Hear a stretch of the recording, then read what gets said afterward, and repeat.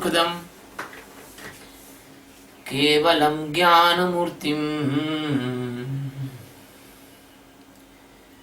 द्वन्द्वातीतं त्रिगुणरहितं तस्समस्यादिलक्ष्यम् एकं नित्यं विमलमचलं सर्वधी साक्षीभूतं भावातीतं गगनसदृशं सद्गुरुं तं नमामि।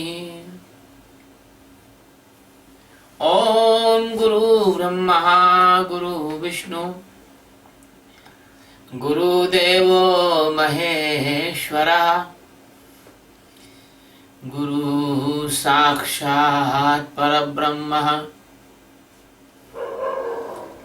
तस्मै श्री गुरुवे नमः। ध्यानमूलं गुरुमूर्ते पूजामूलं गुरुपदं मंत्रमूलं गुरुर्वाक्यं मोक्षमूलं गुरुकृपा। सद्गुरु भगवान की जय, स्वामी जी महाराज की जय। शिवोहम। गुरु महाराज की कृपा से गीता के 9वें अध्याय का 7वां श्लोक ले रहे हैं। सर्वभूतानि कौन्तेय प्रकृतिं यान्ति मामिकाम् कल्पक्षये पुनस्तानि कल्पादो विसृजाम्यहम्।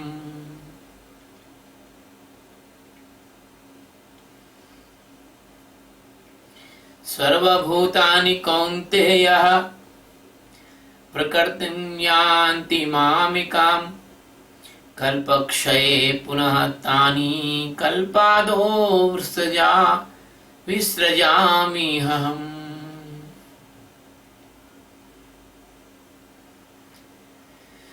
हे कुंती पुत्र अर्जुन, कौन्तेय कल्पक्षय यानी कल्प के अंत में, सर्वभूतानि यानी सब भूत प्राणी, मामिकाम यानी मेरी प्रकृति को,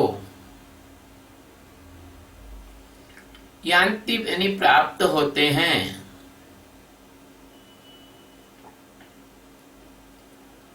कल्पादो यानी कल्प के आदि में, प्रारंभ में, तानी यानी उनको, अहम यानी मैं,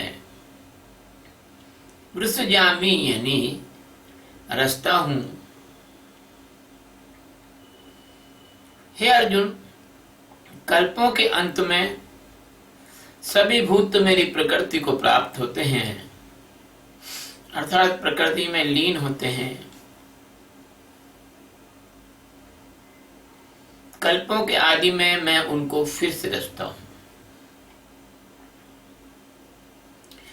सद्गुरु सच्चिदानंद परमात्मा जो अनंत अनंत कोटि आकाश गंगाओं के निहारिकाओं के एकमात्र आधार और अधिष्ठान है, और एक एक आकाश गंगा में करोड़ों अरबों ब्रह्मांड है। ऐसे करुणा वरुणालय भगवान करुणा के सागर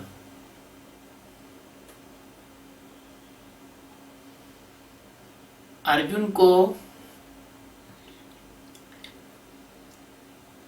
महात्मा अर्जुन को महात्मा ही कहना उचित होगा।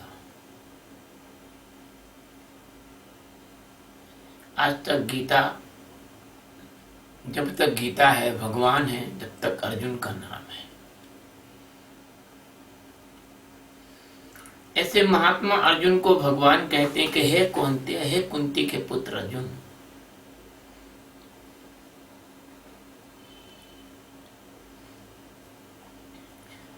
कल्पों के अंत में जितने सारे भूत प्राणी होते हैं वो सब मुझ में समा जाते हैं, लीन हो जाते हैं।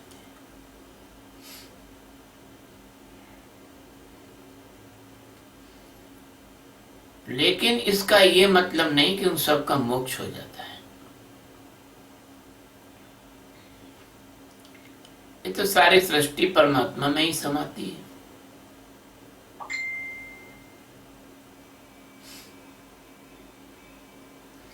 ऐसा तो कुछ है नहीं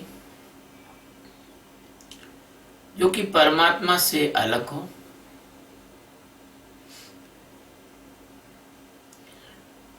तुम कहीं भी इस शरीर को छोड़ोगे,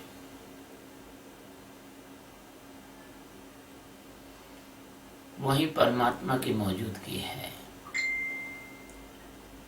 तुम परमात्मा को जानो अथवा ना जानो,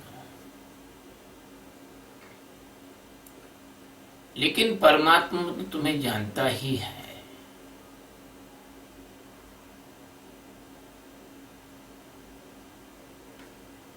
इसलिए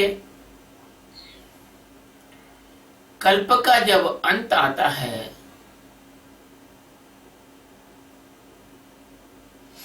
तो ये सारी सृष्टि परमात्मा में समा जाती है।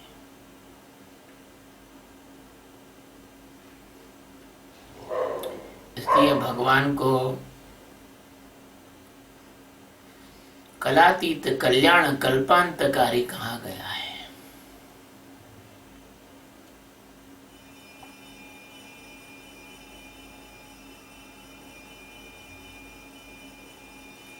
कल्प के अंत में पृथ्वी का नष्ट होना, जीवों का नष्ट होना,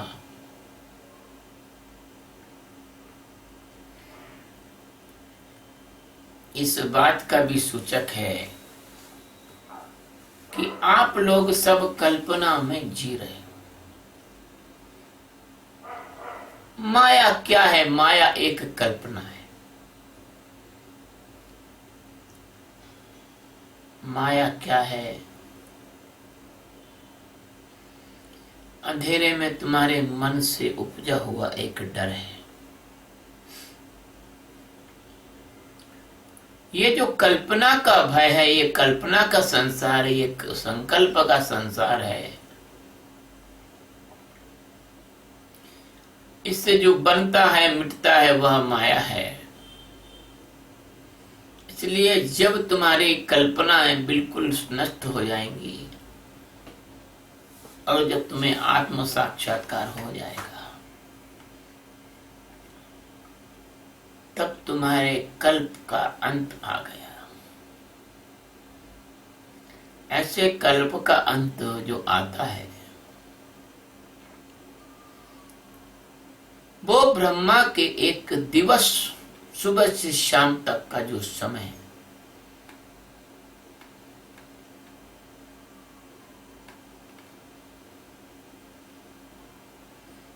जो 4 चौकड़ी युग 1000 बार यानी 4000 युगों के बाद आता है, उसको कल्प कहते हैं। ये समय का बड़ा ऊंचा मानक है। 100 वर्ष को एक शताब्दी बोलते हैं, 1000 वर्ष को एक सहस्त्राब्दी बोलते हैं, लाख वर्ष को लक्षावधि बोलते हैं, युग समाप्त होता है युगाब्द बोलते हैं। ऐसे ही जब युग 4000 बार आके चला, जब युग 1000 बार आके कलयुग चला जाता है, तब उसको बोलते हैं ये कल्प हुआ। कल्प के अंत में समस्त भूत मेरी प्रकृति में लीन हो जाते हैं। ये इसका शब्द, इसका अर्थ इतना सरल नहीं है जितना कि आप लोग समझ रहे हो। कल्प के अंत में परमात्मा में लीन होना ये गूढ़ अर्थ रखता है। जैसे स्थूल शरीर आपका जब मर जाता है तो जीवात्मा इसमें से निकल कर पुनर्जन्म ले लेता है, किंतु शरीर को आप जलाते हैं, गाड़ते हैं तो शरीर के समस्त तत्व प्रकृति में मिल जाते हैं, लीन हो जाते हैं।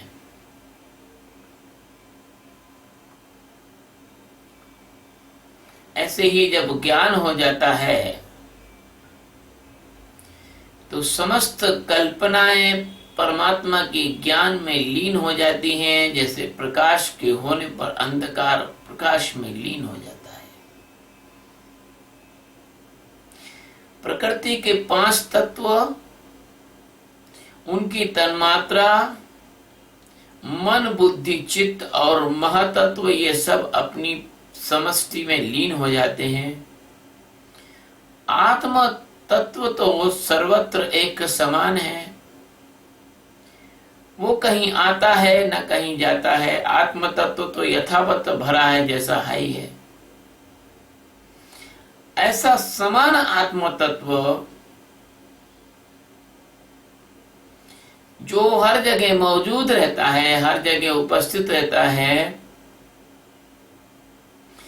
जैसे रेल के इंजन के ऊपर एक तार हर जगह मौजूद मिलेगा और हुड उससे टच होके चलता है, ऐसे तुम्हारा शरीर रूपी यंत्र परमात्मा की चेतना से टच होकर जब चलता है तो परमात्मा की चेतना की मौजूदगी के कारण तुम्हारे सारी कल्पनाएं और तुम्हारे कल्प और विकल्प सब आते और जाते रहते हैं। प्यारे बच्चों, करोड़ों वर्ष की काहे प्रतीक्षा करते हो? कब कल्प आएगा, कब तुम लीन होगे? और फिर कल्प के आदि में भगवान कहते हैं कि मैं उन्हें रचता हूं। तो कल्प के आदि में ब्रह्मा के द्वारा भगवान रचना करवाते हैं, खुद नहीं रचते, खुद नहीं रचते। इसलिए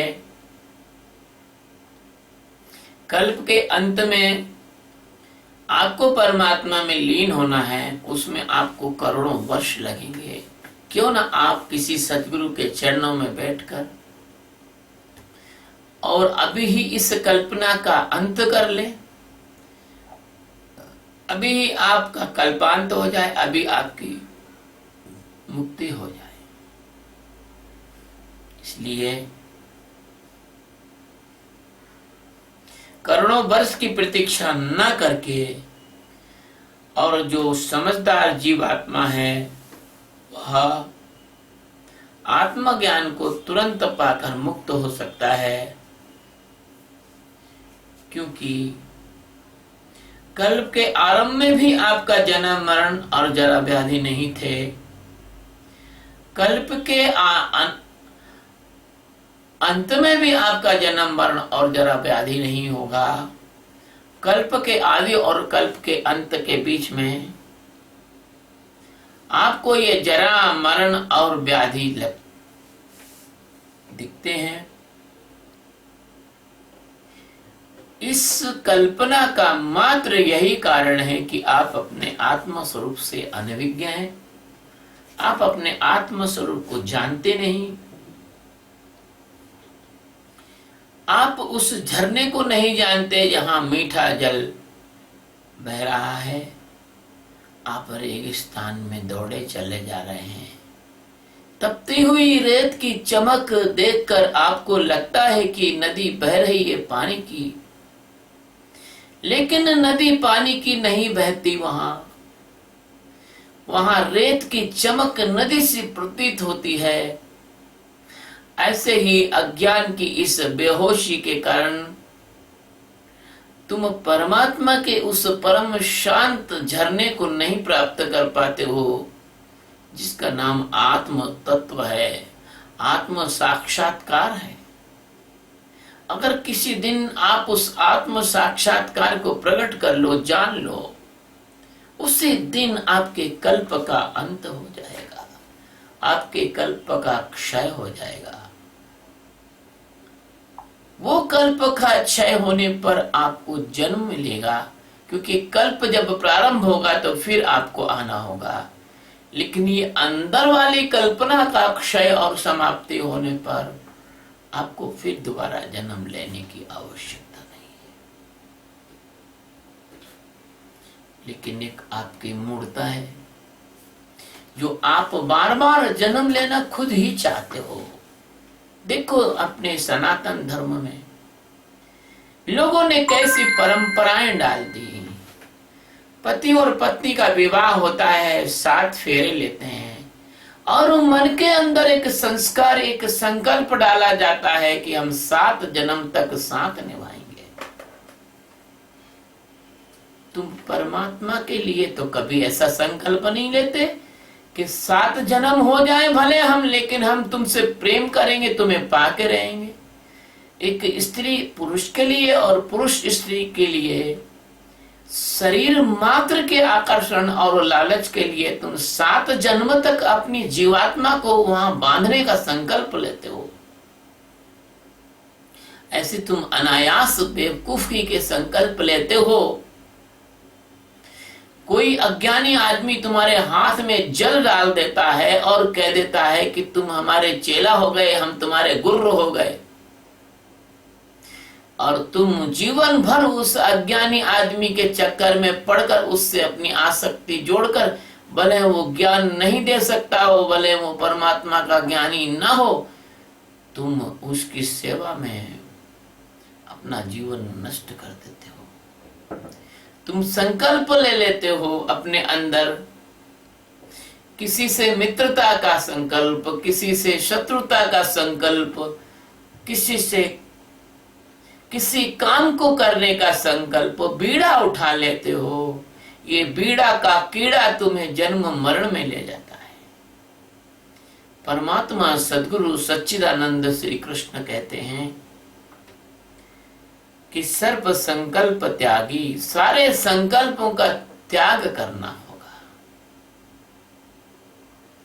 जो योगी समस्त संकल्पों का त्याग कर देता है, जो योगी मन में उठने वाले विचारों के से दूर हट जाता है, जो योगी बुद्धि की चतुराई और चालाकियों से अपने आप को हटा लेता है, जो योगी चित्त में चेतने वाले, चित्त में स्फुरित होने वाले तरह तरह के नाना प्रकार की भाव दशाओं से अपने को बचा लेता है, उस योगी के लिए भगवान श्री कृष्ण कहते हैं कि भले ही ये सारे भूत प्राणी मेरी प्रकृति में लीन हो जाते हो कल्प के समाप्त होने पर, किंतु ऐसा योगी जो समस्त कल्पनाओं के पार जाकर सत्य स्वरूप सच्चिदानंद परमात्मा में समा गया हो, उसका कभी आवागमन नहीं होता, उसका सृजन नहीं होता, उसका विध्वंस नहीं होता। बनने मिटने का यह प्रण है, इसको त्याग दो। परमात्मा में होने के लिए कृत संकल्पित हो जाओ। तुम परमात्मा में एक बार अगर प्रवेश कर गए तो तुम परमात्मा हो जाओगे। जैसे अग्नि में प्रवेश करने पर कोई भी वस्तु अग्नि में रूपांतरित हो जाती है, ऐसे तुम परमात्मा में रूपांतरित हो जाओगे। रूपांतरण का विज्ञान है यह, कायांतरण का विज्ञान है यह, ज्ञानांतरण का विज्ञान है यह विज्ञान है नर से नारायण होने का, यह विज्ञान है जीव से ब्रह्म होने का, यह विज्ञान है क्षुद्र से विराट होने का, यह विज्ञान है समर्थ और सच्चिदानंद परमात्मा के स्वरूप में परिवर्तित हो जाने का। इसलिए भगवान का यह कथन कि कल्पों के आदि में मैं उन्हें रचता हूँ, इसमें तुम भ्रांति में मत पड़ जाना।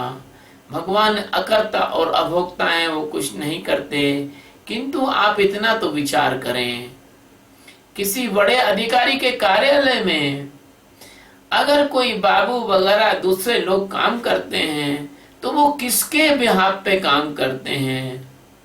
कभी कोई बड़े बड़े आदेश निकलते हैं तो उनके नीचे लिखा रहता है वास्ते राज्यपाल, वास्ते राष्ट्रपति। तो परमात्मा के नाम से, यह प्रकृति परमात्मा के नाम का, परमात्मा के होने का, परमात्मा की मौजूदगी का सहारा लेकर और ब्रह्मा के रूप में खड़े होकर इस सृष्टि की रचना करती है। इसलिए कभी आप भ्रमित मत हो जाना। भगवान अकर्ता और अभोक्ता हैं। वो कोई रचना नहीं करते, कोई विध्वंस नहीं करते। राम न काहुए मारे हैं, ऐसे मोटे राम और अपने आप मर जाएंगे कर कर खोटे काम। जो कर्म प्रधान विश्व करी राखा और जो जस करे सो तस फल चाखा। आप अगर अज्ञानी हैं, आपने ज्ञान प्राप्त नहीं किया है तो आप पर कर्म का सिद्धांत लागू होता है। आपको जन्मना और मरना पड़ेगा। आपके लिए कल्प का अंत का सिद्धांत भी लागू होता है और कल्प के आदि में आपका सृजन भी होगा। किंतु यदि आपने ज्ञान प्राप्त कर लिया, किंतु आप परमात्मा के उस परम बोध में, संबोधि में, बुद्धत्व में, ज्ञानत्व में, तत्व में समा गए, खड़े हो गए, तो फिर आपको फिर जन्म नहीं लेना पड़ता। आपको फिर इस सारी बातों में, इन सारी सीमाओं से आप पार निकल जाते हैं। आप सदा सदा के लिए मुक्त हो जाते हैं। ये गीता एक मुक्तिदायिनी गंगा है। ये गीता परमात्मा के ज्ञान का वह अतुलनीय सामर्थ्य है जिसके सामने माया कुछ भी नहीं कर सकती। प्यारे भाइयों बहनों,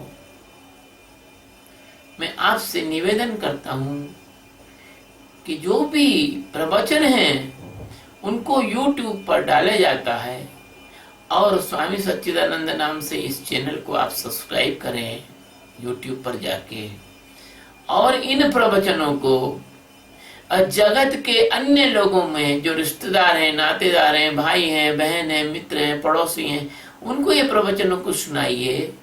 हो सकता है उन लोगों में से कोई परमात्मा का प्यासा और प्यारा भक्ति हो, जो भगवान का सत्य स्वरूप जानने के लिए लालायित हो, जो जिज्ञासु हो। अगर उनमें से कोई एक व्यक्ति भी मेरे पास आ गया तो आपको हजारों जन्मों में आपने जो पुण्य नहीं किए थे वह आप एक ही जन्म में प्राप्त कर लेंगे। क्योंकि किसी जिज्ञासु को किसी सद्गुरु तक पहुंचाने का जो काम है वो इतना श्रेष्ठ काम है कि इस पुण्य के आगे अन्य कोई पुण्य इसकी बराबरी कर नहीं सकते। तो कृपया करके आप मेरे इस चैनल को सब्सक्राइब करें और इस पुनीत कार्य में मेरा सहयोग करें। शिवोहम शिवोहम।